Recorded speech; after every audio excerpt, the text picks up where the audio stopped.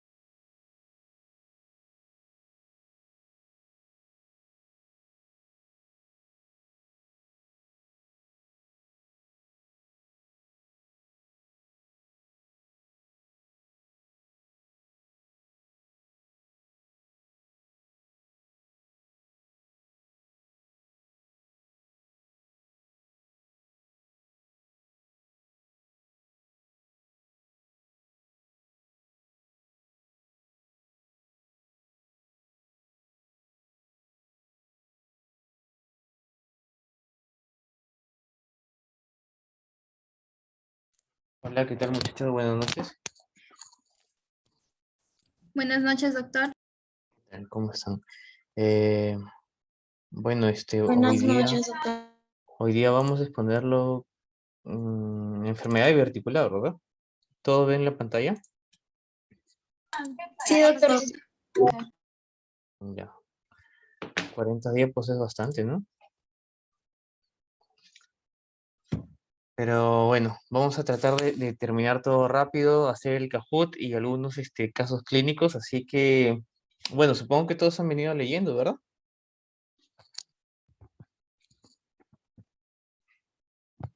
Claro que sí, doctor. Entonces ya para qué dar la clase, pero bueno. Listo, muchachos, entonces vamos a empezar la clase, ¿ya? El día de hoy vamos a hablar sobre enfermedad diverticular del colon. Bueno, la enfermedad diverticular es uno de los diagnósticos gastroenterológicos más frecuentes, presentando un aumento del 15% de hospitalizaciones. Además, se ha evidenciado que la incidencia de complicaciones asociadas están en aumento, ¿no? Doctores, debemos saber ya las definiciones, ¿verdad? La diverticulosis describe el desarrollo de formaciones saculares de la mucosa y de la submucosa a través de áreas con capa muscular más delgada, donde los vasos sanguíneos penetran la pared intestinal, ¿no? Entonces, el término diverticulosis hace referencia a la mera presencia, ¿no? En el colon como un trastorno crónico adquirido. Y la enfermedad diverticular describe cualquier cuadro que se origina como consecuencia de tener divertículos, es decir, cuando ya presentan sintomatología, ya hablaríamos también de una enfermedad diverticular del colon, ¿no?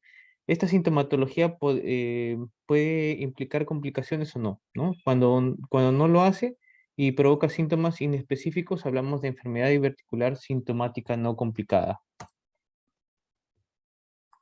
En cuanto a su epidemiología, la mayoría de personas con diverticulosis se encuentran asintomáticos, es por eso que su incidencia y prevalencia verdaderas aún siguen siendo ignoradas, por decirlo así. La diverticulosis y la enfermedad diverticular son frecuentes en países industrializados. Su incidencia aumenta desde menos del 10% en pacientes menores de 40 años a más de un 63% en mayores de 70 u 80 años. Bueno, hay estudios recientes que han demostrado que la presencia de divertículos representa el hallazgo no neoplásico más común, ¿no? Que se ve en una colonoscopia de despistaje y que entre los pacientes con diverticulosis se espera que entre un 15 al 25% desarrollen diverticulitis durante su vida, aunque un estudio reciente sugiere que esta proporción puede ser un poco menor, ¿no? Alrededor de un 5%. La etiología, aunque no es completamente conocida, parece ser multifactorial. Los factores que la pueden producir son baja ingesta de fibras, dismotilidad intestinal, microbiota intestinal y alteraciones del tejido conectivo. La edad pareciera ser el factor de riesgo más importante en la diverticulosis, ¿no? Pero está más asociado a cambios en el tejido conectivo, como un aumento en el reticulado de la fibra de colágeno o también en la alteración de la expresión de las metaloproteinasas. Bueno, llegamos a la patogenia. La diverticulitis aguda era tradicionalmente explicada por fecalitos que obstruían el divertículo, causando un barotrauma, abrasión de la mucosa, inflamación y sobrecrecimiento bacteriano. Además, mencionaban que alimentos pobremente digeridos podrían ubicarse dentro del divertículo, causando trauma, isquemia, necrosis focal y microperforación. Pero estudios recientes enfatizan el rol de mecanismos anatómicos, inflamación localizada, cambios de la microbiota y alteraciones de la motilidad como potenciales factores etiológicos, ¿no? Se menciona también que el tabaco puede aumentar en 23% el riesgo de enfermedad diverticular y la aspirina, los antiinflamatorios no esteroideos y los opioides aumentan riesgos de perforación y absceso en pacientes con diverticulitis aguda. Por otra parte, los bloqueadores de canales de calcio y estatinas tendrían también un efecto protector, según mencionan algunas literaturas. Eh, en cuanto a la estructura de la pared del colon, se puede observar un engrosamiento tanto de la capa muscular circular como de las tenias, ¿no? Este no es debido a hiperplasia o hipertrofia de los miocitos, sino a un exceso de depósito de la fibra de elastina, provocando un acortamiento de las tenias y un agrupamiento del músculo circular con un aumento del tono. O sea, se produce una deformidad colónica con excesivo plegamiento como si fuera acordeón, mencionan, ¿no? La literatura, lo que se llama miocosis, ¿no? También se ha observado un aumento de fibras de colágeno tipo 3, en la cual su síntesis aumenta con la edad, por lo que explicaría que la edad sea un factor de riesgo para la diverticulosis. En la motilidad, bueno, se va a producir un desequilibrio en la misma, con un aumento de estímulos excitadores, ¿no? Y una disminución de los inhibidores, produciendo una hiperactividad colónica que junto a la miocosis lleva a un exceso de segmentación del colon como si tuviera múltiples cámaras separadas por los pliegues australes contraídos, ¿no? Provocando el lentecimiento del tránsito que favorece la absorción intestinal de agua y un aumento de la presión intraluminal en cada segmento, lo que es considerado el principal factor responsable de la herniación de la pared. Eh, en, los, en, en los factores ambientales, aunque se ha estudiado la influencia de la dieta rica en carne roja, la obesidad, el tabaco, el sedentarismo, el consumo de alcohol o los AINES, sigue siendo la dieta pobre en fibra el factor ambiental de mayor importancia, eh, porque provoca una disminución del volumen fecal total y un enlentecimiento del tránsito, lo que favorece lo que ya comentamos, la segmentación e hiperpresión, por lo que se sigue considerando que el consumo de más de 20 a 25 gramos al día de fibra es un factor protector para la aparición y la complicación de divertículos. Y también se ha demostrado que mediante estudios poblacionales que no tiene fundamento la vieja creencia de que el consumo de nueces, maíz y frutos como las semillas, o frutos con semillas, ¿no? Favorecía la aparición de la enfermedad diverticular complicada por una erosión de la mucosa y acumulación en los divertículos. Es por eso que ya no se aconseja retirar de la dieta. Para la genética, aunque ha sido enfocada a factores ambientales, principalmente la dieta, ¿no? Hay estudios que han sugerido que los factores genéticos podrían contribuir al desarrollo y evolución de la diverticulosis, ¿no? Un estudio demostró que el riesgo de enfermedad diverticular era de 2,92 para los hermanos, comparado con la población general, y que gemelos homocigotos presentarían un riesgo de 14,5 comparado con 5 en dicigotos, ¿no? Bueno, son algunos estudios. Em, bueno, los cambios de la dieta, desde una basada en carbohidratos a una con mayor contenido de carnes, conlleva alteraciones de la microbiota intestinal y a su metabolismo, ¿no? La estasis fecal o el estreñimiento, ¿no? Que es lo mismo, puede producir disbiosis provocando inflamación crónica, ¿no? Un estudio que incluyó pacientes con diverticulitis aguda no complicada mostró que el 60% presentaba sobrecrecimiento bacteriano intestinal y otro comparó la microbiota fecal de pacientes con diverticulitis y los sujetos controles, ¿no? Los resultados demostraron que la relación Firmicutes-bacteroides y la carga de proteobacterias eran similares, pero en pacientes con diverticulitis se encontró una mayor diversidad de proteobacterias, ¿ya?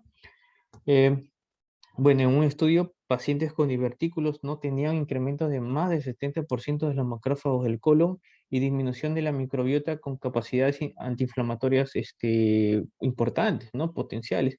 Curiosamente, el agotamiento de los miembros de la microbiota con actividad antiinflamatoria se asoció con la infiltración de macrófagos en la mucosa. Em, los individuos con diverticulosis tienen riesgo de desarrollar diverticulitis, ¿no?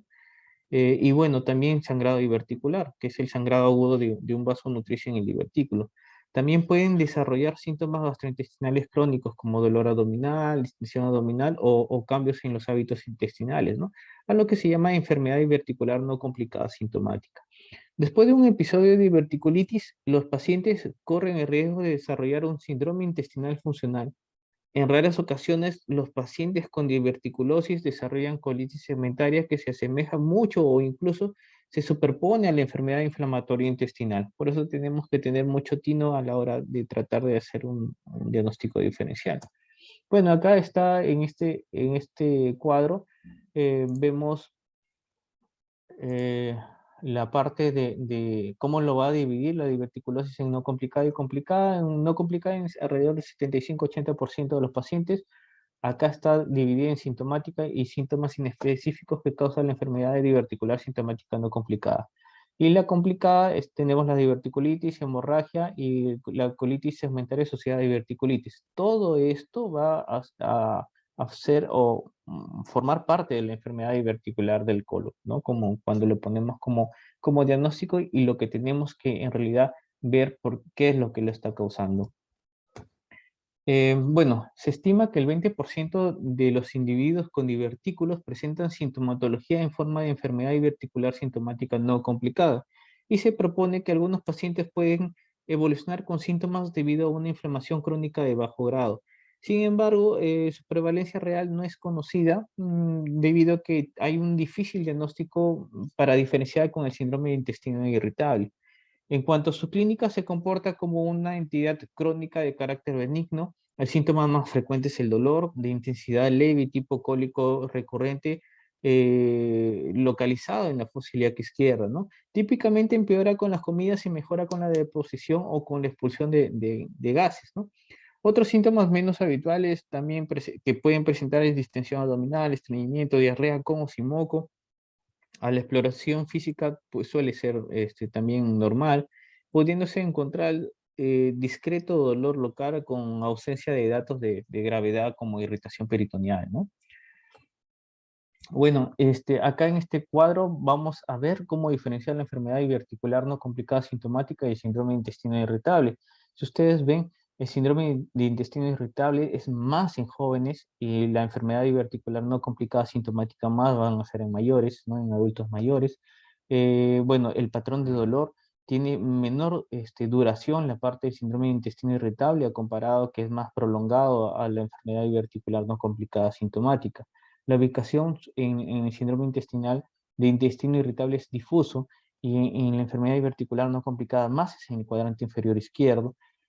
Bueno, acá en realidad en los cambios intestinales va a haber diarrea y estreñimiento, acá más diarrea que estreñimiento, y la calprotectina fecal. No olvidarse, por favor, síndrome de intestino irritable normalmente es, bueno, es normal, ¿no? Y por lo general va a estar aumentada en el síndrome en la enfermedad diverticular no complicada sintomática. Bueno, la diverticulitis consiste en la inflamación e infección aguda de los divertículos, ¿no? Es la complicación más frecuente, alrededor de 10 al 25%, con una incidencia en aumento, aunque clásicamente ha presentado un predominio en edad avanzada, ¿no? En los últimos años también se está viendo que hay una importancia ya, una importante incidencia en menores de 40 años. Es una complicación ya a tener en cuenta, ya que conlleva una tasa de recurrencia de un 20-30% y una cirugía urgente, y menciona la literatura, de 3 a 7%, con una mortalidad por ahí le ponen de 1%. En cuanto a la clínica, en realidad es inespecífica, ¿no? El principal síntoma es el dolor abdominal que podría ser intermitente o continuo, ¿no? Preferentemente localizado en fosa ilíaca izquierda. Generalmente se asocia a un cambio de ritmo intestinal como la diarrea o el estreñimiento. También tenemos otros síntomas, pero menos frecuentes, como las náuseas, vómitos o síndrome miccional, entre comillas le ponen, cuando hay irritación vesical por proximidad, ¿no? En la exploración física, bueno, dolor en fosa ilíaca se podría asociar también con peritonismo en algunos casos, ¿no? Los ruidos hidroaéreos suelen estar disminuidos, a veces hay fiebre, ¿no? O bueno, la presencia de fiebre acá va a ser muy común, pudiéndose asociar también a veces a hipotensión, ¿no?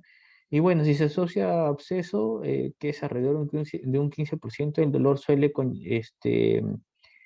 conllevar con irritación peritoneal, ¿no? La fiebre va a ser mal controlada y puede también hallarse una masa palpable en la exploración. Bueno, en cuanto a la forma de presentación, tradicionalmente la severidad de la diverticulitis era definida según la clasificación de Hinchey, ¿verdad? Recuerdo que se basa en aspectos radiológicos e intraoperatorios, pues, ¿no? Pero recientemente los estudios han sugerido que este cuadro podría ser dividido en características clínicas y radiológicas también, ¿no? En la parte de presentación, cómo te llega tu paciente y de acuerdo a las imágenes, ¿no? Entonces, en realidad, aún seguimos utilizando el Hinchey, pero también están sugiriendo este cuadro, ¿no? Bueno, para la hemorragia diverticular, bueno, en cuanto a la hemorragia diverticular, esta ocurre un 10 a 15% de los pacientes con diverticulosis, ¿no? Em, Bueno, aunque el sangrado es grave tan solo en un 3 a 5% y a nivel general, ¿no? Y es la causa más frecuente de hemorragia digestiva baja significativa en adultos, ¿no? De un 30 a 50% de todos ellos, pero que va a aumentar bajo el consumo de AINES y aspirina. Otros factores de riesgo tenemos la diverticulitis pancolónica, ¿no? La anticoagulación, la antiagregación, el sexo masculino, ¿no? En muchas ocasiones no se identifica el divertículo sangrante y se trata de un diagnóstico de presunción, ¿no? O sea, que hay una hemorragia en presencia de divertículos, por ejemplo, ¿no? Y de exclusión, por ejemplo, cuando hay ausencia de otras lesiones potencialmente sangrantes. No por ello la prevalencia real es difícil más o menos de calcular. Eh, bueno, en cuanto a su clínica, el sangrado habitualmente es abrupto, ¿no? Indolor, intermitente y autolimitado en un 70-80%. Su tasa de recurrencia precoz es elevada de un 30-50% al mes, ¿no? Siendo mayor si existe origen derecho, shock o visualización de sangrado activo en hemorragia inicial. Dado que el sangrado es arterial, su cuantía suele ser moderada a grave, ¿ya? Por lo que el 35% puede requerir cirugía urgente. Se excluye ante cuadros de sangre oculta en heces, ¿no? Positiva o anemia ferropénica si hay hemorragia ya observada, ¿no? La presentación como melenas es muy rara y dentro del diagnóstico diferencial se realizará con cualquier etiología de hemorragia digestiva baja, ¿no? Sobre todo angiodisplasias, que hay bastante sangrado también, hemorroides o úlceras, y dado que tampoco no se puede asociar a muchos síntomas, tendríamos que descartar también el cáncer de colon, ¿no? Porque el cáncer de colon tiene una presentación oligosintomática. Bueno, en cuanto a la colitis segmentaria, es la complicación diverticular menos frecuente, con una prevalencia de 0.3 a 1.3%, y tiene una discreta predominancia en varones, ¿no?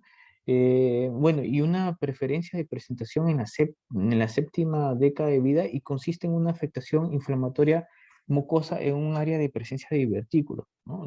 Su etiopatogenia no es bien conocida, sospechándose una implicación de estasis fecal e isquemia local, ¿no? No se puede descartar un componente también inmunológico, dada su similitud con la enfermedad inflamatoria intestinal.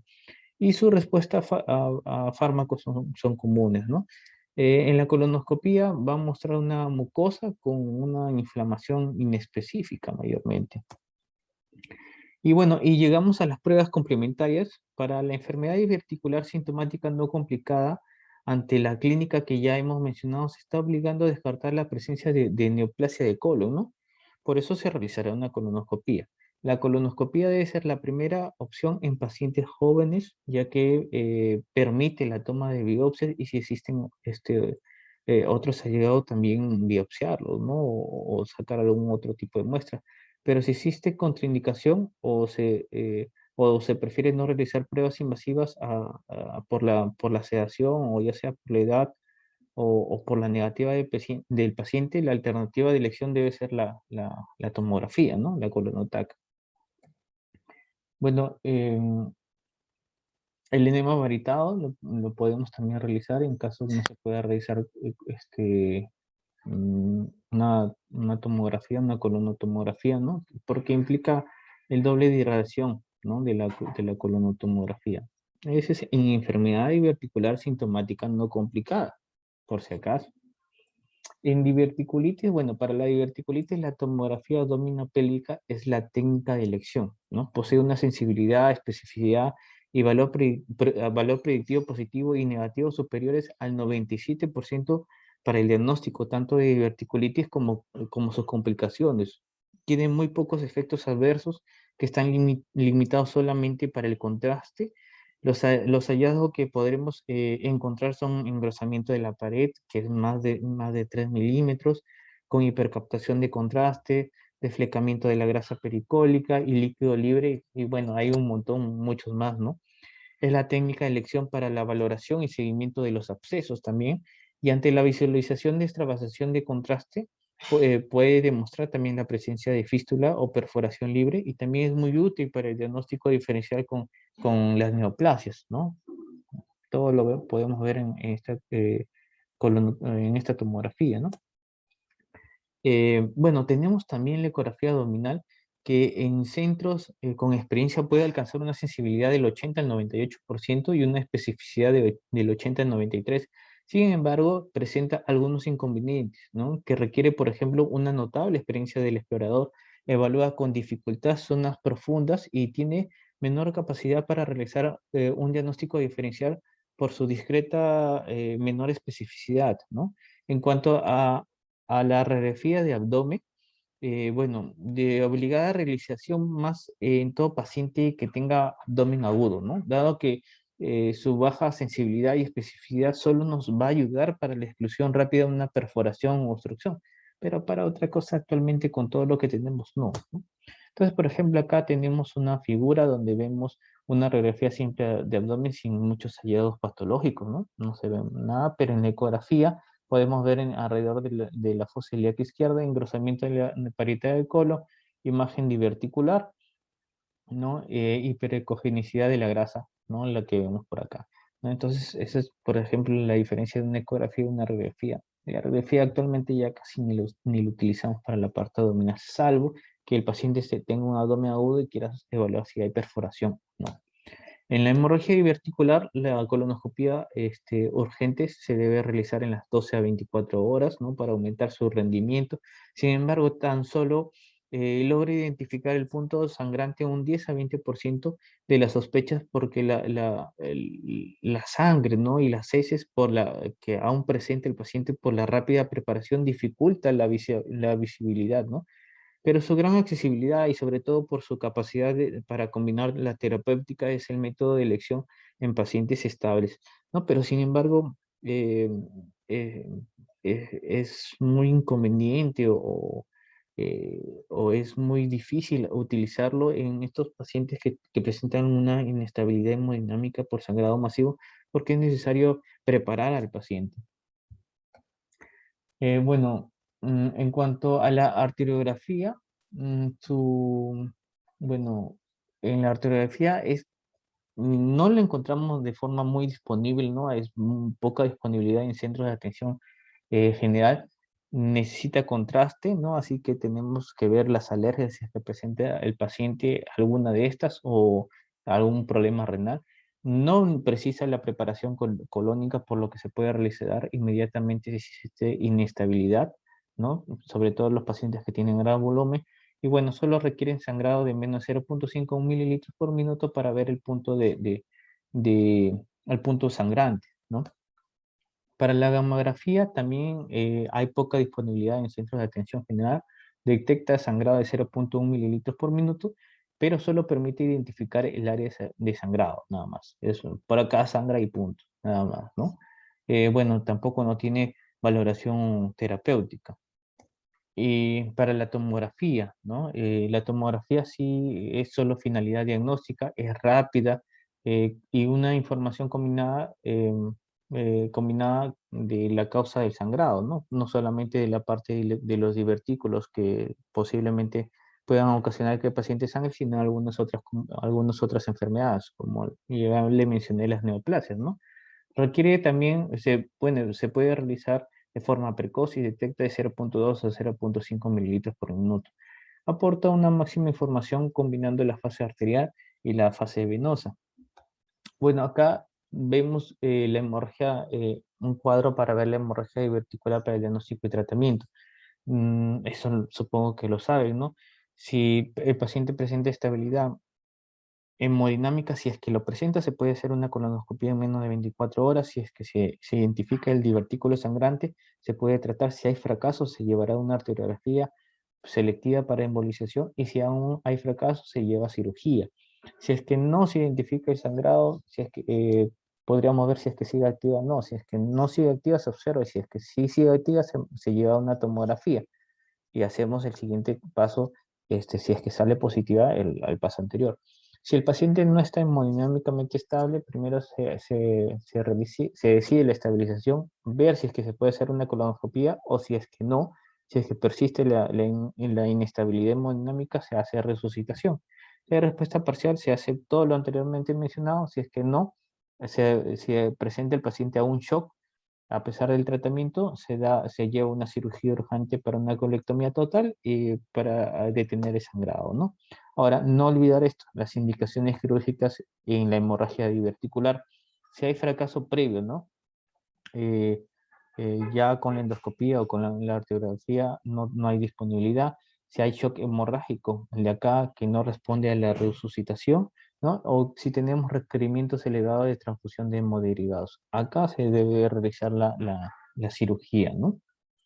Para el tratamiento, bueno, el espectro clínico de la enfermedad diverticular es amplio, ¿no? Y varía desde divertículos asintomáticos hasta diverticulitis no complicada y finalmente diverticulitis complicada, por lo que el manejo y el enfoque terapéutico son diferentes, dependiendo de la gravedad de la enfermedad.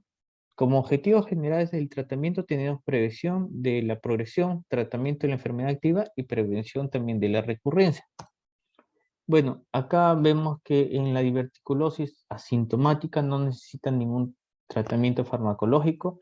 Las recomendaciones, lo que nosotros ya sabemos, estilo de vida saludable, ejercicio, mantener el peso corporal ideal, la abstención de fumar, dieta rica en fibra, buscar prevenir la progresión, enfermedad diverticular asintomática no complicada y también sus complicaciones, ¿no? Y bueno, acá es lo que menciona la literatura, que estas diverticulosis asintomáticas, el 80 al 85% de casos de diverticulosis permanecerán asintomáticos durante toda su vida, y un 15 a 20 van a provocar una enfermedad diverticular sintomática no complicada, y un 5% pueden llegar a ser diverticulitis aguda más o menos a los 11 años de presentación. Bueno, en cuanto a la enfermedad diverticular sintomática no complicada, el tratamiento farmacológico busca reducir la intensidad y frecuencia de síntomas, prevenir la progresión de la diverticulitis, ¿no?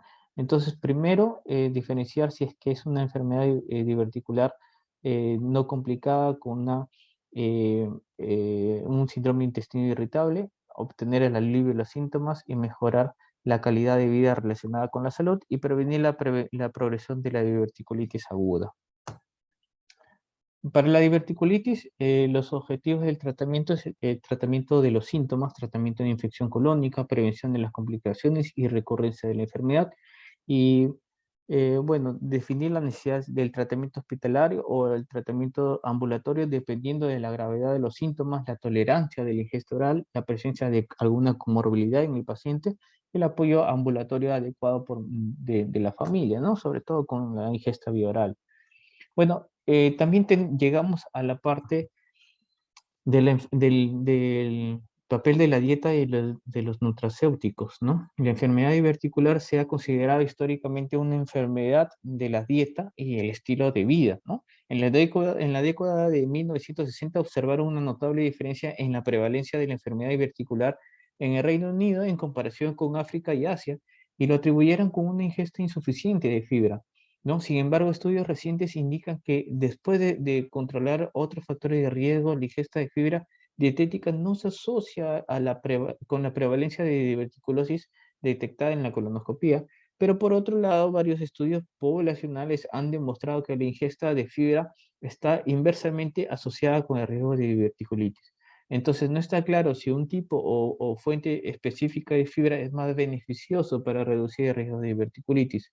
También la ingesta de carne roja, particularmente la carne roja sin procesar, también se asocia con mayor riesgo de diverticulitis, pero se ha evidenciado también que la sustitución de una ración de carne roja por pollo o pescado redujo el riesgo en un 20%, ¿no? En un estudio se evidenció también que los vegetarianos tenían un 30% menos de riesgo en comparación con los omnívoros, ¿no? Bueno, estudios sugieren el rol de la vitamina D en mantener la homeostasis colónica a través de la modulación de la inflamación, mantenimiento de la integridad epitelial y regulando también la proliferación intestinal, ¿no? Han demostrado que niveles de vitamina D más de 25 nanogramos por mililitro se asocian a un menor riesgo de hospitalización por diverticulitis aguda. Y bueno, acá esto, ¿no? Abandono del tabaquismo, como siempre, ¿no? No existe, por si acaso, asociación significativa entre el alcoholismo y la enfermedad diverticular, pero esto sí, el abandono del tabaquismo es muy importante. Bueno, para la parte de los probióticos, La calidad de estudios es deficiente, ¿no? Y los resultados y los tratamientos son heterogéneos, ¿no? La asociación de mesalazina probióticos también ha demostrado resultados contradictorios. Tolman ha evaluado la asociación de la mesalazina de 2,4 gramos por día y los probióticos sin demostrar mayor efectividad. Em, para la parte de la diverticulitis aguda no complicada Hinchey 0 o 1A, el tratamiento ambulatorio debe tener un enfoque óptimo en la mayoría de los pacientes, ¿no? O sea, buscamos principalmente que sea un tratamiento ambulatorio. Para los antibióticos orales, los antibióticos que nosotros vamos a dar, bueno, un metaanálisis reciente reportó que de hecho aumenta la duración de estancia hospitalaria y no se asocian a una reducción de complicaciones generales o individuales. ¿Ya? En la combinación de cipro y metronidazol es probablemente el tratamiento oral más prescrito, es lo que menciona, ¿no? Y el ingreso hospitalario y antibióticos endovenosos se decide realizar cuando el paciente no puede tolerar la alimentación oral, se ve afectado por alguna comorbilidad grave o no mejora con el tratamiento ambulatorio. Bueno, en cuanto a la diverticulitis aguda complicada, se deberá dar un tratamiento ya de antibiótico de amplio espectro, ¿no? Para los bacilos gram positivos y negativos y los anaerobios, ¿no? Su duración menciona la literatura de 7 a 10 días. Lo principal es que menciona amoxicilina con ácido clavulánico, ciprofloxacino más metro, ¿no? O quinolonas más clina en caso de algún tipo de alergia, ¿no? Ahora, amoxicilina con ácido clavulánico endovenoso acá no tenemos, en el Perú, ¿no? Aunque en la mayoría de las guías clínicas se le siguen considerando necesarios para prevenir complicaciones sépticas, existe una reciente a no tratar de rutina con antibióticos la diverticulitis no complicada, la Hinchey 1, lo que le dije anteriormente que puede ser de tratamiento ambulatorio, ¿no? Mencionan que también el manejo sin antibiótico-terapia parece que no mejoran la supervivencia a corto ni largo plazo con tasas de éxito y recurrencia superponibles. Y bueno, esta nueva tendencia no es aplicable en inmunodeprimidos. ¿Por qué? Porque es importante esta comorbilidad, ¿no? Entonces, estos pacientes que son inmunodeprimidos llegan a tener signos de sepsis o bacteremia, ¿no? Y entonces ahí sí deberíamos iniciar tratamiento antibiótico en aquellos pacientes que podían presentar una diverticulitis aguda complicadas y que sean inmunodeprimidos. La mayoría de abscesos asociados a diverticulitis pueden tratarse con antimicrobianos de amplio espectro o drenaje percutáneo y la cirugía de emergencia se considera un tratamiento estándar solo en pacientes con peritonitis aguda, ya que es más Hinchey 3, Hinchey 4. Llegamos a lo último, este cuadro, ¿no? Del tratamiento de la parte de la diverticulitis. Ustedes, como siempre les menciono, tienen que aprender a tratar a los pacientes no para a su internado, sino para sus serums. Vemos que si tenemos una diverticulitis no complicada, valoramos si es que el paciente tiene criterios de ingreso o no. Si no tuviera, esta parte, este cuadro menciona que se podría dar tratamiento antibiótico vía oral de 7 a 10 días, si es que fuera necesario, si es que así ustedes lo valoran y tienen bueno, según su criterio médico, ¿no? Si es que presentara, se podría dar tratamiento antibiótico endovenoso o valorar si es que se puede dar vía oral, ¿no? Si es que, bueno, no, si es que no se puede dar vía oral, se puede dar tratamiento antibiótico y después progresar a vía oral de forma entre los 2 a 3 días posteriores, ¿no? Si es que el paciente tiene una diverticulitis complicada, se va a ingresar al paciente y se dar una antibiótico-terapia vía endovenosa y vemos esto, ¿no? Absceso. Esto de acá, Hinchey 1, ¿no? O menos de 3 a 4 centímetros, lo van a realizar ustedes. El tratamiento, manejo conservador, antibiótico endovenoso y reposo absoluto, ¿no? A partir ya de este estadio 2 para acá, es tratamiento quirúrgico y ya no pueden tratarlo ustedes, ¿no?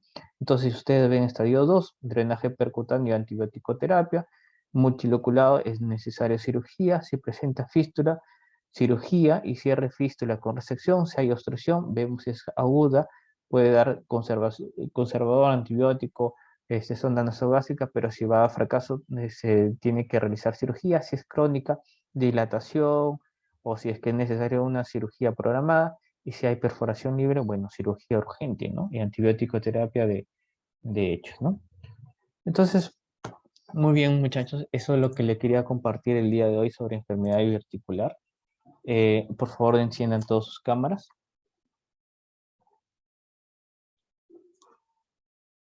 ¿Ya se durmieron, muchachos? No, doctor, acá estamos. ¿Qué tal, muchachos? ¿Entendieron algo de los que expuse? Muy rápido, ¿verdad?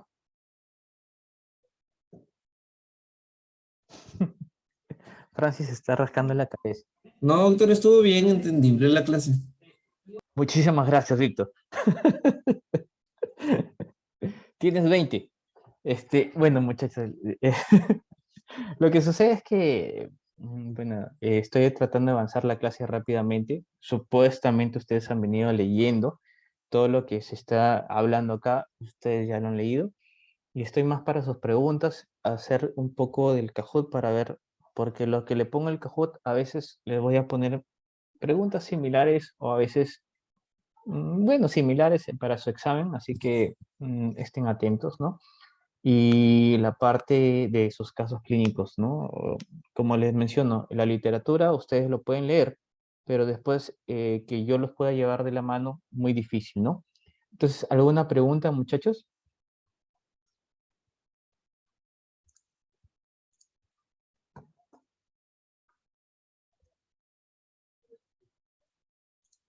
Doctor, yo sí tengo una preguntita. Hola, Bueno, Yossi. explicó lo que es bueno, dentro de las complicaciones pues de la diverticulosis está la diverticulitis, ¿no? Y explicó que es tanto parte clínica como laboratorial, pero por ejemplo en situación de emergencia había leído de que tenían los signos y síntomas parecidos a las de una apendicitis, pero en el lado izquierdo. Entonces ahí la intervención quirúrgica sería solo parte clínica, o sea,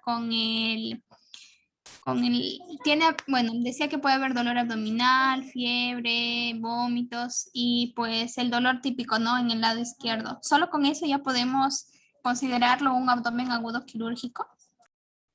Es dependiendo, ¿no? De diverticulitis tienes que ver qué tipo de hinchazón es también, ¿no? Entonces, dependiendo de eso, si es que tú valoras que es un abdomen agudo, debería ser evaluado por cirugía, que necesariamente te va a pedir más exámenes, ¿no? No creo que te diga, ah, ya listo, por la clínica yo lo voy a operar. No necesariamente. Ahora, te quiero preguntar a ti, Yossi, algo. Existía, o bueno, hay una triada clásica de presentación, ¿no? En la parte de diverticulitis. ¿Cuál es? Ya, doctor, sería la fiebre, el dolor abdominal en la fosa ilíaca izquierda, ya, La fosa ilíaca izquierda, todos tenemos fosa ilíaca izquierda. por eso, dolor abdominal, fiebre, y el otro, si no me equivoco, era vómitos, creo, doctor, si no me equivoco. Bueno, si te equivocas. Bueno, ¿alguien que quiera ayudarla? Yo sí. Doctor, ah, doctor, era dolor, fiebre y la leucocitosis. Muy bien, dolor en fosa ilíaca izquierda, fiebre y leucocitosis, ¿no? Yo sé que yo sí lo sabía, solo que se Pero puso nerviosa. sí, pero la leucocitosis no siempre está presente, así, doctor. Exacto, no siempre está presente, pero ese constituye la triada clásica. Ah, ya. Yo te he preguntado cuál es la triada Sí, clásica. sí. Perfecto, muy bien, Josie. Francis, Disculpe, había desactivado mi audio, perdón. Sí, mi pregunta era si, por ejemplo, para más o menos clasificar la gravedad de una diverticulitis aguda que se haya perforado, la clasificación de Hinckley es como que la que más se utiliza o hay alguna otra que se pueda usar, y si es que esta se utiliza, o sea, cuál es su sensibilidad para, o bueno, más o menos, no solo para clasificar, sino tipo para ver el pronóstico también del paciente. ¿alguien quiere responder a Francis? Nadie. Bueno, la clasificación de Hinchey es la que actualmente aún seguimos utilizando, ¿no? Como les mencioné, hay estudios recientes que se están sugiriendo, ¿no? Que podría ser la clínica y la parte laboratorial, ¿no? Pero actualmente aún seguimos utilizando la parte de Hinge. ¿Cuánto es la sensibilidad de la parte de la clasificación de Hinge? Mencioné un 70 o 80%, ¿no? Entonces no siempre está muy segura, es por eso que necesitas mayores estudios, ¿no? Entonces, pero aún la seguimos usando y en realidad nos va muy bien, ¿no? Cabe recalcar, Francis, que está según el criterio médico, ¿no? Tú vas a ver si es que el paciente tiene abdomen agudo o no, si es que a ti te parece, por decirlo así, clasificarlo ya como abdomen agudo, bueno, te vas a estudiar todo eso, ¿no? ¿Sí? ¿Alguna pregunta? Ujú. Sí, doctor, gracias.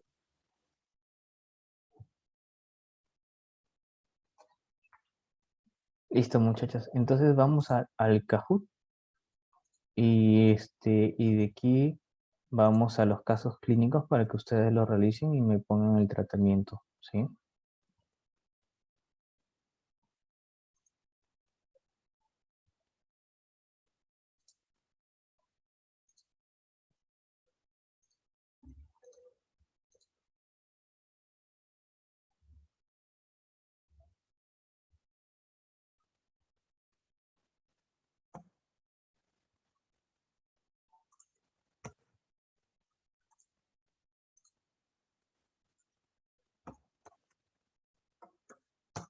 Listo, muchachos, ahí está el pin.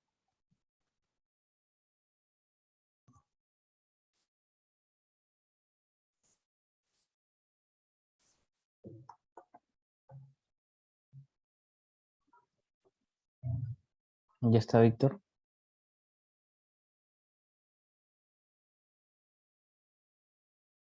Muchachos, no se demoren, ya saben cómo es esto.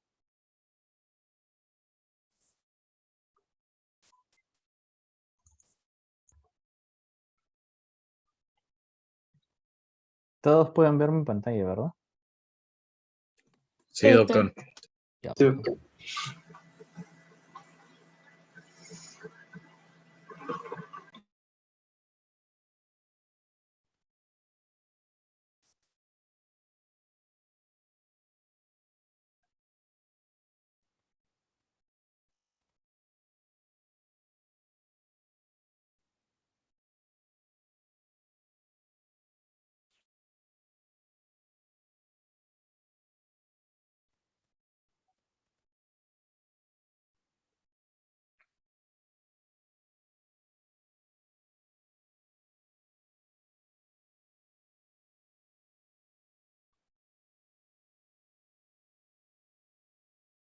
¿Alguien que no haya podido ingresar?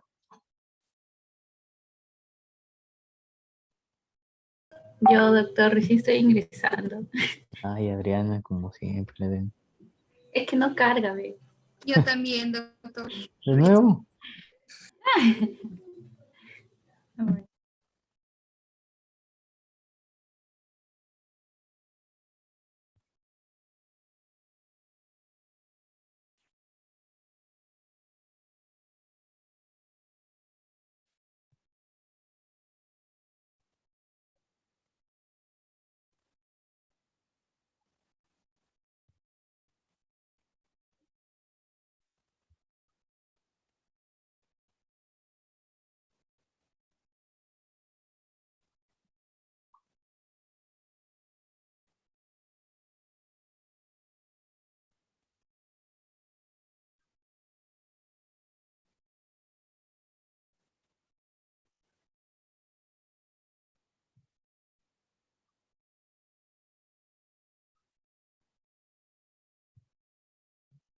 Ya, estamos los 22. Empezamos. ¿Sí? Ya pudieron ingresar todos, ¿verdad? Bueno, falta uno. ¿Quién no puede? Yo sí tampoco no puedes ingresar todavía. Yo sí no. Doctor, no sé por qué no carga. Bueno, ya parece que ya va a cargar. Sí, Pero ya ya no esperamos. sé. No, esperamos.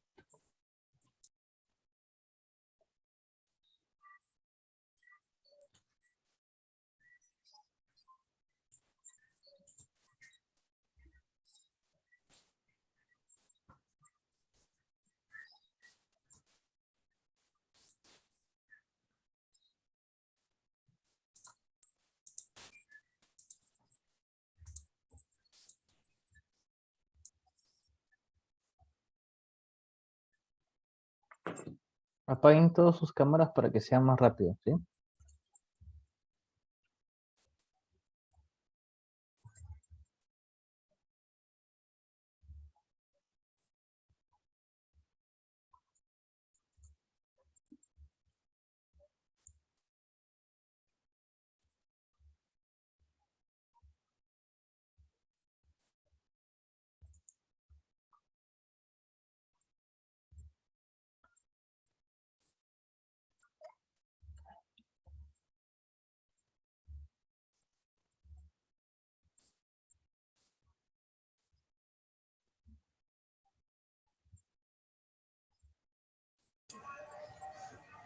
Doctor, ¿Ya? ¿Comenzamos?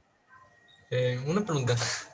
Ahorita recién Cuéntame. que me fijo, o sea, me sale que, que ya estoy dentro del juego, ¿no? Pero no aparece mi nombre ahí. Aparece Franco. La vez pasada también aparecía Franco. Creo que en vez me cambia el Claro, nombre de Frank a Franco. posiblemente, posiblemente. Posiblemente Franco. Ya, voy a empezar. ¿Sí, muchachos? Listo. Enfermedad diverticular de colon.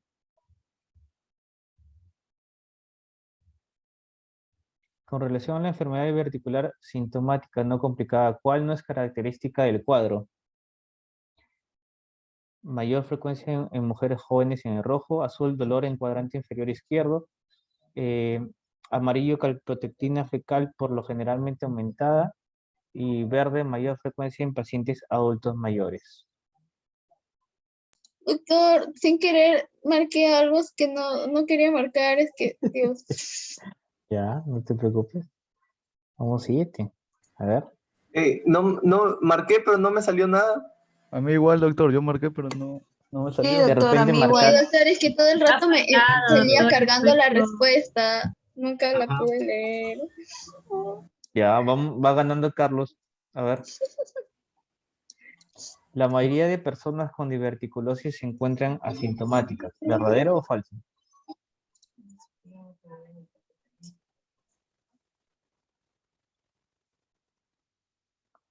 Mientras más rápido contestan, más puntaje tienen.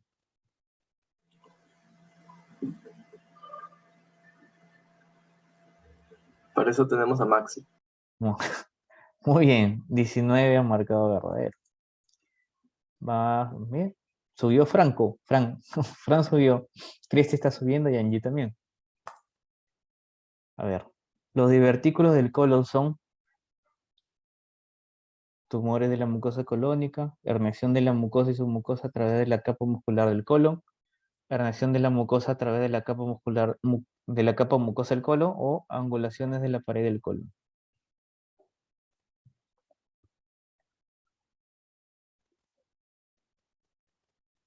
Muy bien, herniación de la mucosa y submucosa a través de la capa muscular del colon.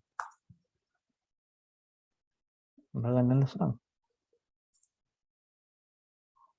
Varón de 58 años acude con temperatura de 38,8 grados centígrados, dolor abdominal en cuadrante inferior izquierdo y dolor leve a la descompresión. ¿Cuál sería la prueba más adecuada?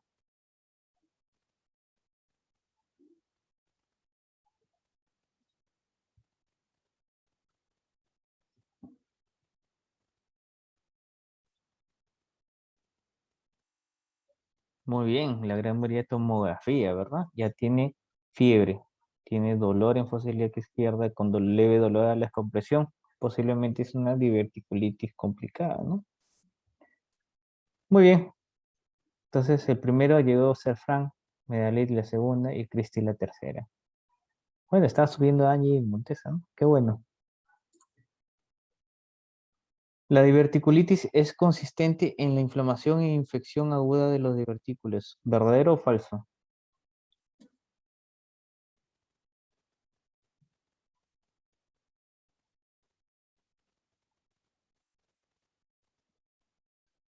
Verdadero. Muy bien. Va ganando todavía Frank. Y la última, la triada clásica de presentación de la diverticulitis es...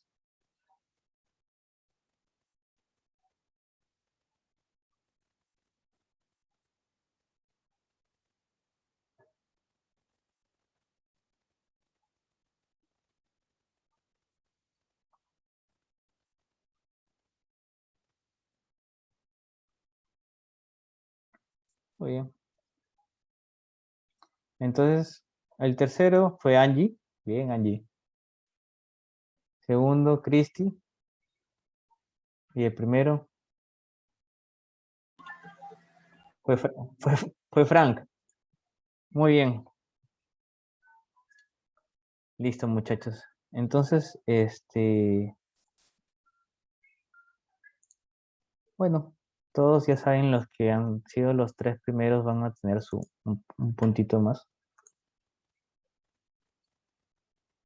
Perfecto. A ver, muchachos, le voy a pasar los casos clínicos. Se van a dividir en...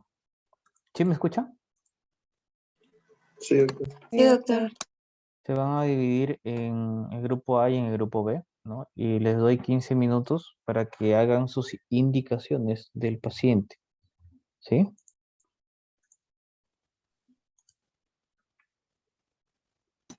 Sí, doctor.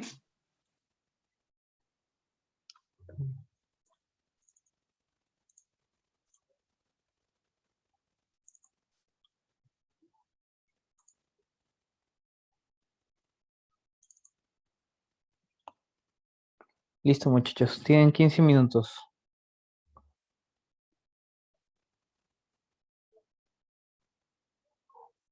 8:22 regresamos.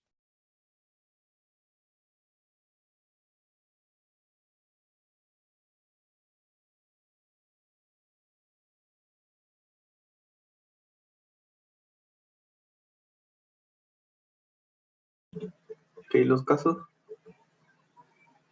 En el chat. Está en el chat. Compañero, está en el Chat chat, del Zoom. compañero. No, doctor, sinceramente ese personaje ya no debe estar en clase. Ah, ya, perdón. Lo El que es, chicharrón, doctor, de una. doctor, el chicharrón. Sí, hay que comer afuera, por favor. Yo los hice, doctor.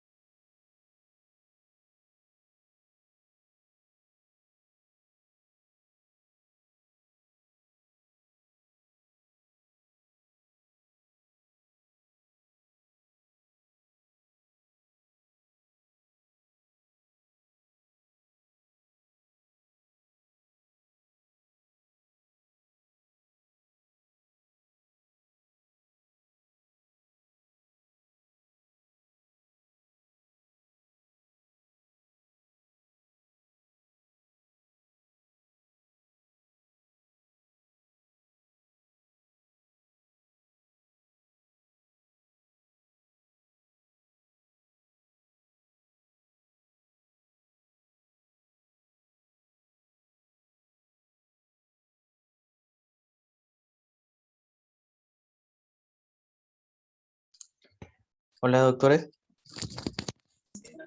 Doctor Neva. ¿Ya empezamos?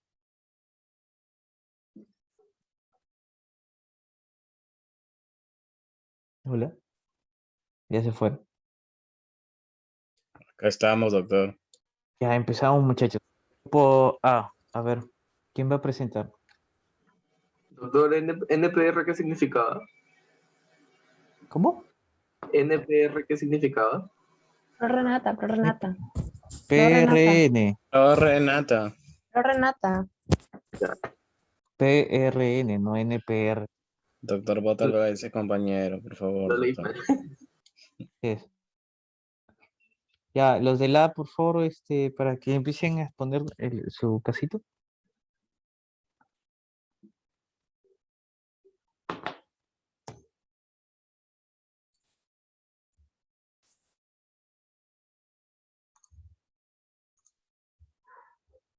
Doctor, dice que está deshabilitado para compartir. Ah, ¿verdad? ¿A quién le doy? A mí, doctor. Ah, no, Oscar va a presentar, doctor. Oscar. Ya, Oscar. Oscar.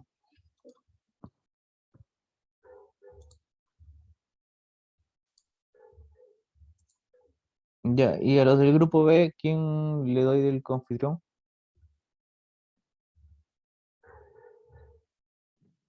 A mí, doc.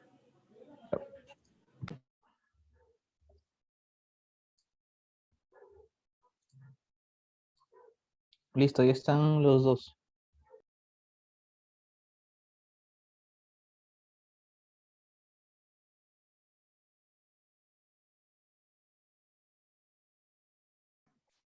Ya, avanza, doctor, por favor. Ah, ya. Bueno, el caso es un hombre de 72 años con solo antecedentes de hipercolesterolemia bien controlada, leve depresión y enfermedad por reflujo gastroesofágico controlada como omeprazol. Acude al servicio de urgencias por presentar desde hace 12 horas pobre tolerancia oral, fiebre, dolor intenso en fosa ilíaca izquierda, aumento del número de posiciones hasta 4 veces al día, líquidas, pero sin productos patológicos. A la exploración se observa dolor a la palpación superficial y profunda en fosa ilíaca izquierda. Ruidos presentes y no signos de irradiación peritoneal. La analítica urgente es normal, salvo la leucocitosis de 16,3 a 16.000. 16.300. Ajá, 16.300, no, bueno, ya, 16.000. 16.300. 10 a las 3. 10 a la 3. Así sí, tiene razón. Con desviación 16.300 con desviación. a la izquierda. Se realiza una tomografía computarizada, no, sí, abdominal urgente, en lo que se describe imágenes sugerentes de diverticulosis con signos de diverticulitis aguda sin datos de perforación. ¿Qué actitud terapéutica considera más correcta? Sigue, por favor, Oscar. Ya. Paciente presenta diverticulitis aguda sintomática. El tratamiento hemos propuesto 9 puntos. El primero sería paciente en reposo con cabecera a 45 grados. También le vamos a dar... ay, se me fue. Ya, la cosa es que le vamos a dar cloruro de sodio al 9%. Control de signos vitales, más balance hídrico. Nada por vía oral, hidratación. Ya lo mencioné, a 100 centímetros cúbicos, 30 gotas por minuto, antibiótico terapia, combinación de ciprofloxacino de 200 miligramos, 2 ampollas, en vena cada 12 horas cada 12 horas y metronidazol de 500 miligramos, una ampolla por vía intravenosa cada 8 horas. Analgésicos combinados con cloruro de sodio al 9%, 100 centímetros cúbicos, tramadol de 100 miligramos, timidrato de 50 miligramos por vía endovenosa. Y luego también le vamos a dar metamisol, 1 gramo, una ampolla. Mencionaba también el PRN cuando la temperatura es menor a 38. También le vamos a tomar un hemoglucotest cada 8 horas. Muy bien. ¿Qué opinan los del grupo B?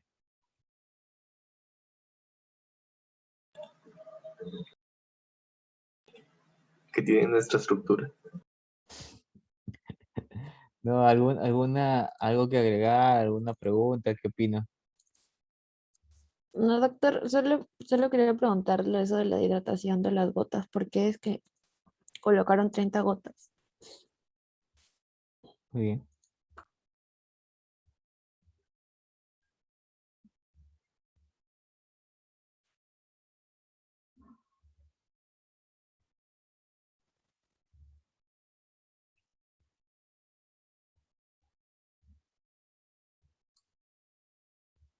Hola. Le están preguntando qué le han puesto 30 gotas. Doctor, disculpe. ¿Puede repetir la pregunta? Es que se escuchó entrecortado. No sé si... Ah, sí, preguntaron por qué le ponen ustedes 30 gotas por minuto.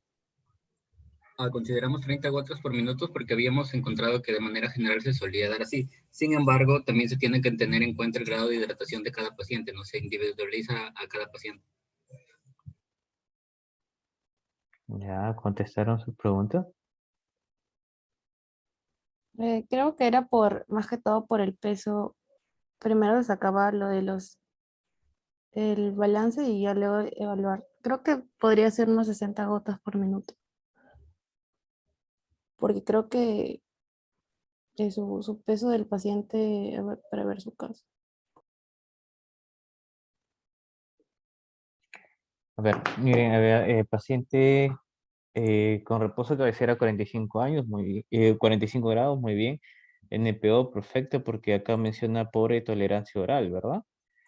Además, están con ya una signo de, bueno, tiene diverticulitis aguda, bueno, sin datos de perforación. Control de signos vitales más balance hidroelectrolítico, perfecto. La hidratación con cloruro a 30 gotas me parece lo correcto, debido a que el paciente tiene 72 años, es adulto mayor, no se evidencia por ningún lado que esté deshidratado, aunque no tenemos los signos vitales, ¿no? Aparte, ¿cuánto es lo normal que debería tener un paciente de hidratación? Los requerimientos diarios es una hidratación de 2.500 más o menos, ¿no? 2.500. Entonces, 15 gotas por minuto pasas un litro, ¿no? Entonces, 30 gotas por minuto pasas ya más o menos 2 litros. Y bueno, está, sí, está es lo correcto, ¿no? Más o menos por ser adulto mayor. Los pacientes adultos mayores no tenemos que sobrehidratarlos, ¿verdad? Sobre todo por el problema a veces de que ellos tienen fallo de bomba o problemas respiratorios, ¿ya? Antibiótico terapia. Ciprofloxacino con metronidazol está en lo correcto. Ciprofloxacino acá sí se pone 2 ampollas endovenoso cada 12 horas, junto con metronidazol una ampolla endovenoso cada 8. Los analgésicos se puede dar tramadol con dimidrato y cloruro PRN dolor, perfecto.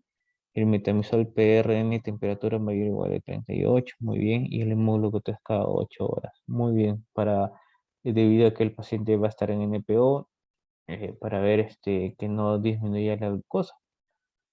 Muy bien. Entonces, si es que ustedes desean, le dejan con cloruro o si desean, le dejan con dextrosa, ¿no? Más o menos para tener el aporte calórico. Camila. Camila.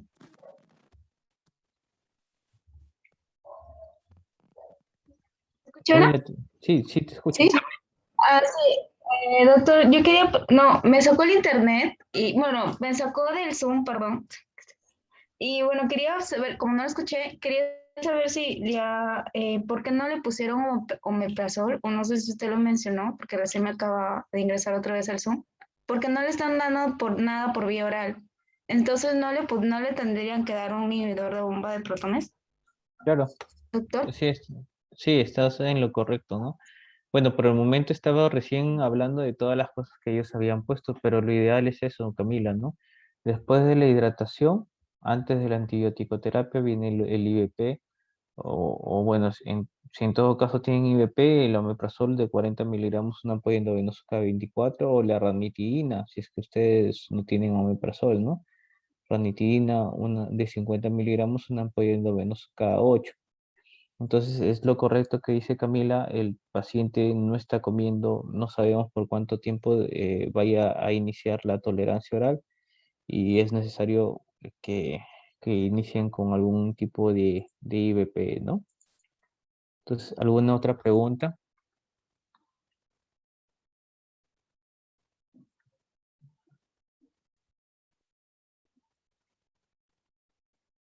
Bien, muchachos, bien, perfecto. En cuanto a su presentación, ha sido la adecuada. Muy bien, muchachos. Lo del grupo B, por favor.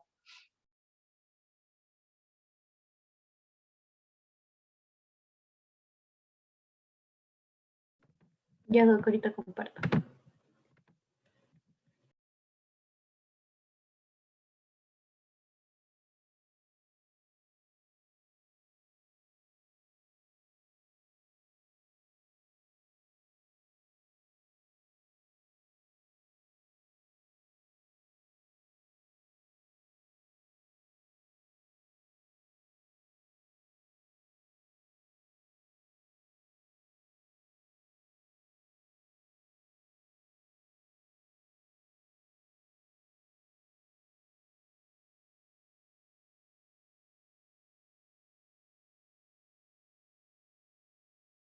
Ay, ya.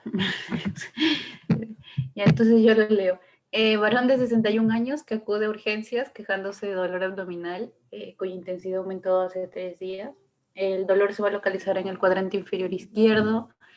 Va a ser un tipo de dolor cólico de forma intermitente y que se ha vuelto continuo y moderadamente intenso.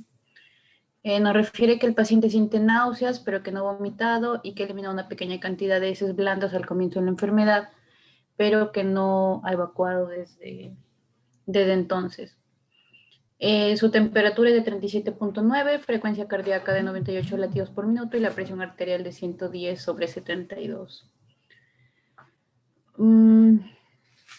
Bueno, lo positivo sería que el abdomen está levemente distendido, ruidos hidroaéreos hipoactivos y el dolor intenso, hay dolor intenso en la palpación del cuadrante inferior izquierdo, lo que provoca una defensa voluntaria. El examen rectal también es doloroso y en las pruebas de laboratorio tiene un recuento de leucocitos de 12.800 por milímetro cúbico, con 74% de neutrófilos, 22% de linfocitos. Y bueno, en la radiografía simple no muestra neumoperitoneo y el patrón de gas intestinal es inespecífico.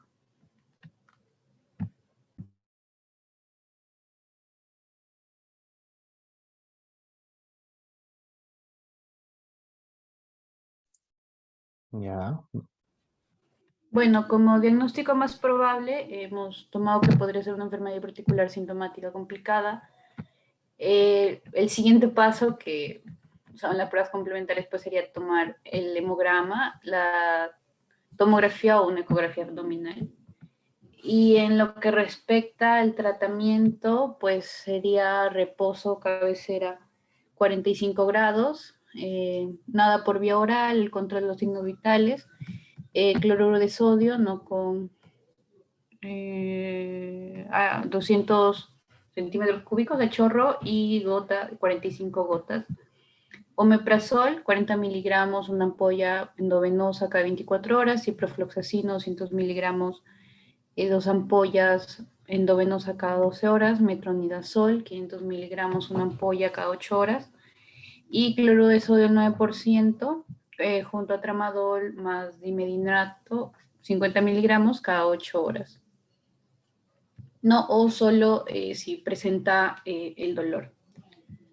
Metamizol, 1 gramo, no, solo si presenta una temperatura mayor a 38.5 y se le hace el hemoglutest y también posteriormente se ve la URA, el perfil hepático y el perfil de coagulación.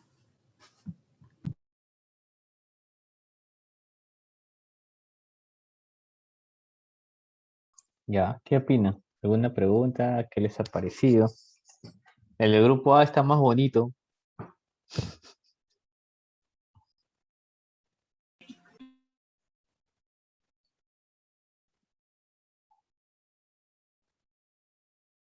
¿Alguna pregunta de los del grupo A al grupo B?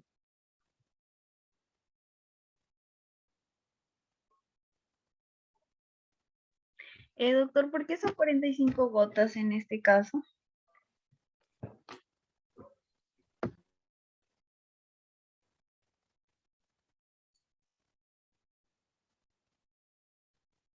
¿Alguien va a responder?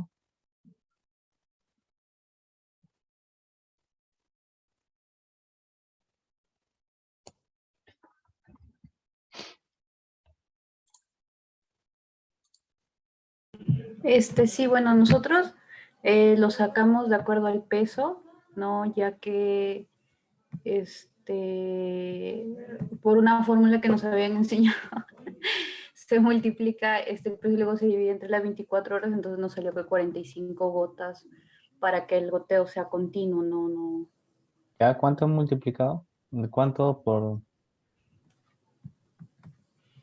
cuánto?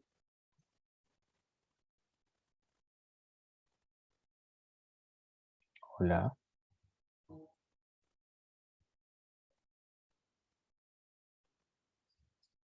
Hola. ¿Cuánto por cuánto han multiplicado? Para más o menos sacar a 45 votos.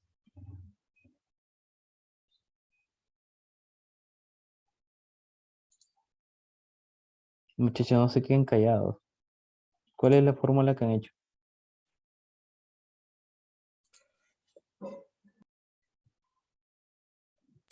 Doctor, para sacar primero el tema de microgoteo, se va a multiplicar mililitros del suero por 1 mililitro. Por ejemplo, si vamos a colocar en 45 o 60 gotas y se divide entre el tiempo. Por ejemplo, en 1 hora, entre 60 minutos. Ya. Pero, ¿y los 45?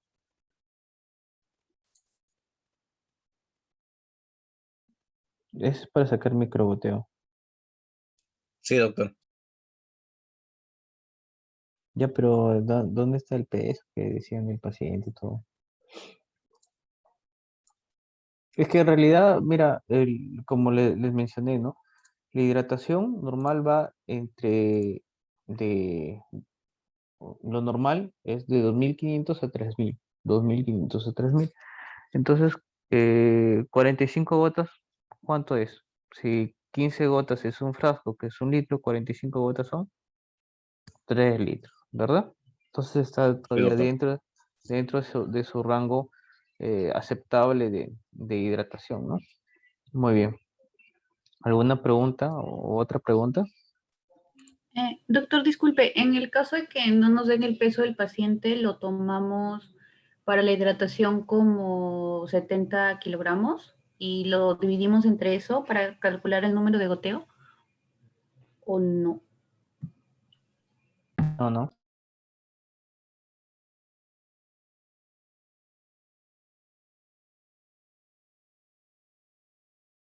Hola, ¿me escuchan? Disculpen. Hola. Se me desconectó. ¿Aló? Sí, le Sí, escuchamos, Ah, se ya. escucha, Ahora sí doctor. se escucha, doctor. Disculpen, solo que mi internet anda mal y creo que se desconectó del celular. Ya. La cuestión no es eso, sino, bueno, yo casi no quiero andar mucho en la hidratación con ustedes porque lo van a ver más en cirugía y en pediatría. Lo que yo les recomendaría es ver más o menos cuánto es la hidratación o el requerimiento diario del paciente, ¿no? El requerimiento diario del paciente va de 2.500 a 3.000, ¿ya? Entonces, más o menos deben calcularlo así en este momento, salvo que haya deshidratación. Que deshidratación ustedes van a seguir la fórmula de la OMS, que es 20 cc por kilo, no por bolo, ¿no? Entonces, y luego le dejan a su requerimiento que necesita, ¿no? Entonces, por el momento vamos a hacer eso, ¿sí? Porque ya después lo van ustedes a aprender más en cirugía y en, y en pediatría, ¿ya? Entonces, ¿algo más que le quisieran preguntar?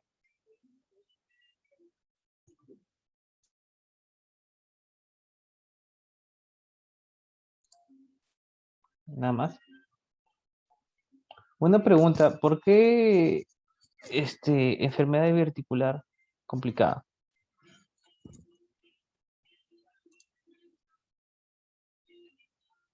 Doctor, esa era la duda que teníamos. Estábamos pensando en no complicada más que todo, pero nos fuimos a la complicada por el posible estreñimiento que podría presentar, pero también la no complicada. Sí, fue una confusión de parte nuestra. Ya, está bien. Bueno, tiene dolor en cuadrante inferior izquierdo, no tiene buena tolerancia oral, ¿no? Tiene mm, bueno, está llegando a la fiebre de 38. Bueno, no hay leucocitosis. Puede ser, ¿no? Eh, Acá te menciona cuál es el siguiente paso. ¿Cuál es su siguiente paso? Porque he visto que le han solicitado urea, crea y qué más vi.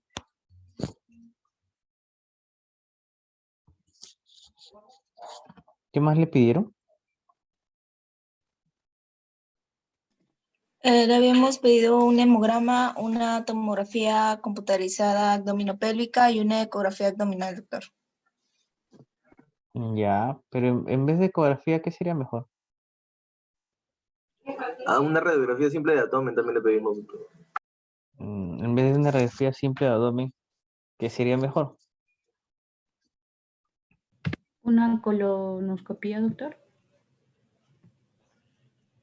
Estás pensando en una enfermedad diverticular complicada. ¿Sería la adenema? Doctor, sería una toma, ¿Adenema variado? Una una toma tomografía. abdominal con contraste. La colon no está Una- contraindicada en la enfermedad diverticular. Perfecto, una tomografía, ¿no? Entonces, ¿cuál sería el siguiente paso? Sacar una tomografía, ¿no? ¿Para qué? Para ver si es que hay algo ahí, ¿no? Una diverticulitis, por ejemplo. Por ejemplo, del grupo 1, del grupo A, ya tenía su tomografía ya hecha, ¿no? Entonces, ¿cuál debería ser el siguiente paso con ustedes? Pedir una tomografía a su paciente. Si en todo caso no tuvieran, ¿podría ser una ecografía? Sí, pues no, porque ya, bueno, acá ya le daban una radiografía, ¿no? Simple del abdomen que no tenía neumoperitoneo, ¿no? Pero lo ideal sería sacarle una tomografía, ¿verdad? En vez de una ecografía, en vez de hacer otra cosa, una tomografía. Entonces, muy bien, muchachos. Eh, en cuanto a la analgesia, pusieron tramadol, dimitrinato en cloruro de 100 y le pusieron endovenoso cada 8 horas o PRN dolor. Está bien, le puedes poner, en vez de O, ¿no? Le pones IPRN dolor, pero ¿cuánto es la dosis tope de tramal, muchachos?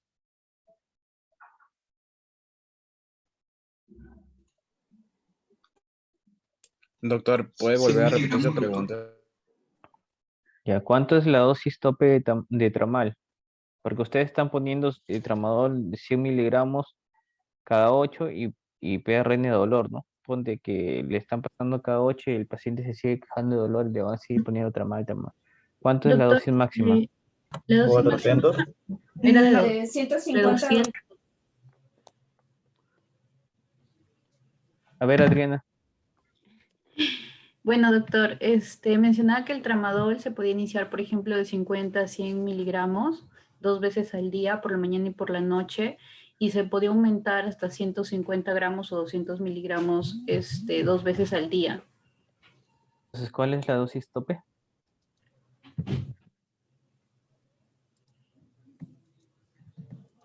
La Doctor, dosis ¿no son máxima.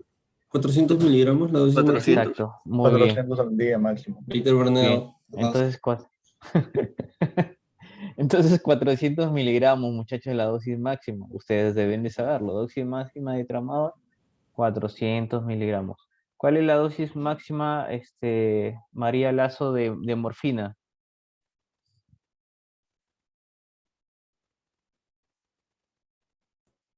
De...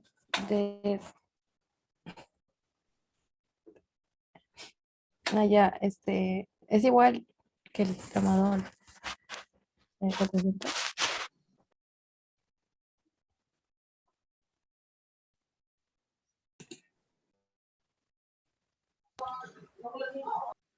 Camila, ¿cuál es la dosis máxima de morfina? Doctor, bueno, había leído que era 400 cada 6 a 8 horas. No. De 360 a 400 miligramos. No, Francis, 100 gramos, Ah, doctor. 100 miligramos, creo. ¿la dosis No, máxima? no sé. 100 mil. Parece, ¿No es no, 30 no sé si miligramos? esté bien. No, no hay dosis tope de morfina. La morfina no tiene dosis tope. Tú puedes seguir incrementando la morfina lo que tú quieras, ya, pero sí tiene efectos adversos, ¿no? Uno de los efectos adversos de la morfina es depresión respiratoria, paro cardíaco, ¿no? Si ustedes ven a veces, no le suben la morfina en las películas, ¿no? Le suben la morfina y el paciente va sedándose, va falleciendo, ¿no? Pero dosis tope no tiene, ¿no? Entonces esas cosas, es lo malo que nosotros no llevamos en nuestras facultades, cuidados paliativos, ¿no? Los cuidados paliativos son importantes, ¿no? Nos enseñan la dosis tope de los analgésicos, ¿no? Entonces, es muy importante todo eso. Bueno, muchachos, hemos terminado el día de hoy la clase de gastroenterología. Ha sido una clase muy rápida, pero espero que hayan podido aprender un poco, ¿sí? Sí, ¿Alguna? doctor, está muy interesante la clase, gracias. Muy bien, Francis, 20 para ti también. ¿Alguna pregunta que tengan? Doctor, yo sí me quedo con una duda. Por ejemplo, en el primer caso, ¿no? Que fue de mi grupo, estábamos discutiendo acerca de si poner o no loperamida por la diarrea que tenía, aumentada en Ya. frecuencia, más de 4 veces por día, pero en consenso quedamos que no por la toxicidad que tiene. En ese caso, ¿qué otro fármaco se podría dar para disminuir o aliviar la diarrea del paciente o con lo que ya hemos dado como que calmaría? ¿Alguien que quiera responderle yo sí?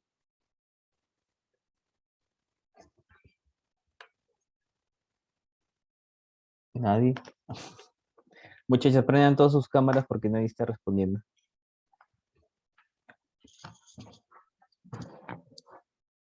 La culpa lo tiene Yossi. ¿Puede repetir la pregunta? Doctor, No la escuchaba me bien. van a ver. Sí, por favor, ¿puede repetir la pregunta? No se escuchó. Todos acá, están regresando por recién, favor. todos están regresando. Yossi, ¿puedes presentar, No, es que mi repetir la audio está pregunta? como bajo, doctor, por eso no lo escuché bien. Pero sí, ahí estaba.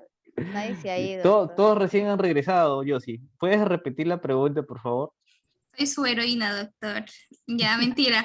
No, es que, por ejemplo, en nuestro caso había diarrea, ¿no? Y habíamos quedado en no darle por los efectos que tenía. Pero en este caso, ¿qué otro fármaco se podría dar para disminuir la diarrea del paciente? O con los fármacos que ya hemos dado, como que ya estaríamos abarcando todo y el paciente dejaría de tener diarrea. ¿Alguien que pueda responderle a Yossi? ¿O alguien que opinen? Puedo opinar, pero no sé si estoy bien. A ver, Francis. Ya, a ver, o sea, lo principal primero sería, obviamente, reducir lo que sería la inflamación, ¿no? Y obviamente dar la terapia, antibiótica, porque ya con eso ayudaríamos bastante a mejorar, la diverticulitis, que en ese momento estaría, bueno, a nuestro parecer lo consideramos complicada. Y lo otro para la diarrea en sí, tal vez dar antiespasmódicos, porque a mi parecer, si hay un aumento del tránsito intestinal, obviamente esto va a generar dolor, entonces a nivel abdominal, y obviamente lo que le ayudaría en ese momento al paciente para mejorar ese síntoma sería los antiespasmódicos, como, no sé, escopolamina, si es que no me equivoco, creo que se le puede dar, por ejemplo. Y lo otro, hidratar, pues no, si el paciente está con diarrea y perdiendo líquidos, lo principal sería hidratar para no perder, pero en sí como que tratar de parar el tránsito intestinal a mí me parecería un poco riesgoso, porque bueno, justo lo conversaba con mi grupo antes, porque podría aumentar el riesgo de que haya una infección, no sé, si no nos, o bueno, a mí me parece así, no creo, no sé. Está bien, Francis. ¿Alguien más que quiera opinar?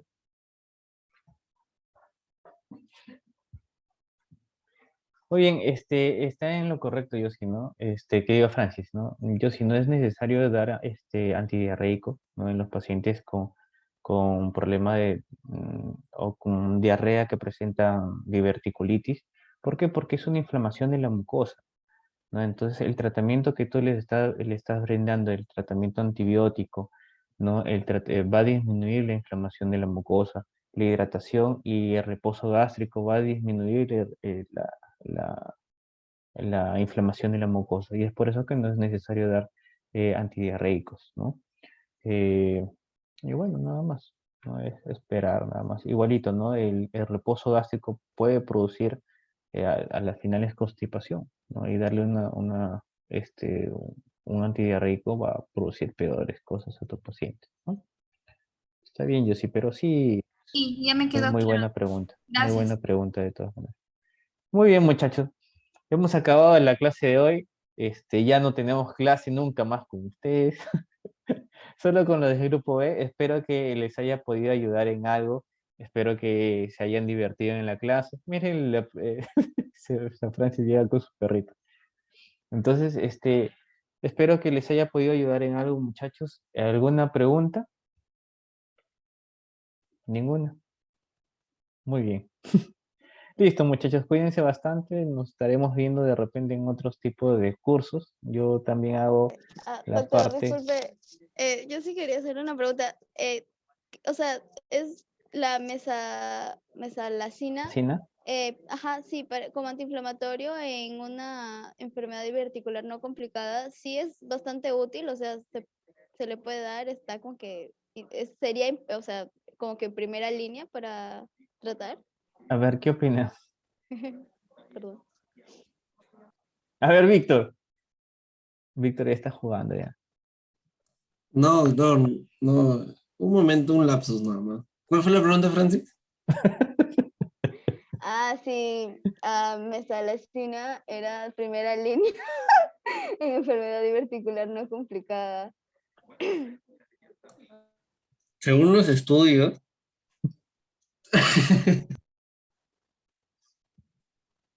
creo, creo que depende de la complicación, pero en sí la mesalacina es la primera opción terapéutica para tratar la enfermedad diverticular.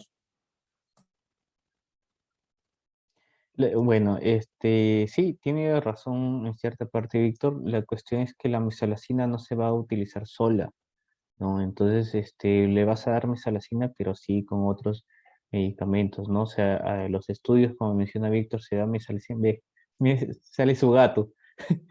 Según los estudios, mesalacina con tratamiento de fibra y algunos mencionan la rifaximina, te va a ayudar en el tratamiento de enfermedad diverticular no complicada, ¿no? Entonces, solo la mesalacina no te va a hacer nada y el mismo paciente te va a decir, no, no me funciona para nada, ¿no? Pero sí, muy buena pregunta, Francis. Doctor, a mi compañera me da la saca del internet, pero me está escribiendo y dice que tiene una duda, o sea, ¿cómo diferenciar la diverticulitis complicada y no complicada? Porque usted en sí nos explicó un cuadro, ¿no? Que la complicada empezaría desde el absceso en adelante, ¿no? Y la no complicada, pues, antes de la formación del absceso, pero para poder determinar el absceso tendríamos que, por ejemplo, utilizar otro tipo de pruebas, ¿no? Pero en la parte de síntomas, ¿cómo diferenciarlo, doctor? Esa es su pregunta de Medalit. También le dije, a ver, Sheila, que estás con tu cámara apagada. A todos los de la cámara apagada les voy a preguntar. Sheila, Andrea, el primerito, y eso que no funciona su laptop.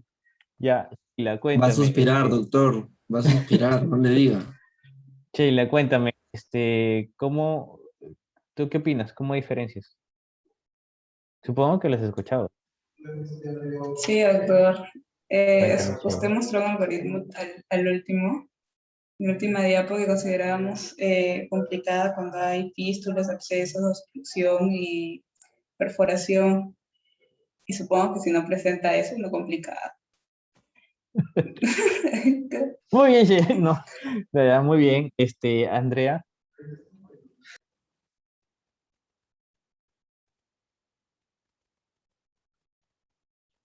Andrea siempre anda mal con su internet, ¿verdad? ¿Verdad, Víctor? Ya. Confirmo. Andrea siempre es nuestro as bajo la manga. Cuando las preguntas son muy difíciles, sale ella, pero ahorita sí está sufriendo con el internet. Ya, muy bien. Ángel. Ángel, creo Sí, que... ¿Se fue a comer, doctor? Ah, no está. No, estoy aquí. A ver, Ángel, Excelente, cuéntame. doctor. Pues justo entró Megalit. ¿Cómo podría diferenciar? ¿A quién le preguntó? ¿A Medalito o a mí? Tú, Ángel. La pregunta lo hizo Megalit, ¿no? Ah,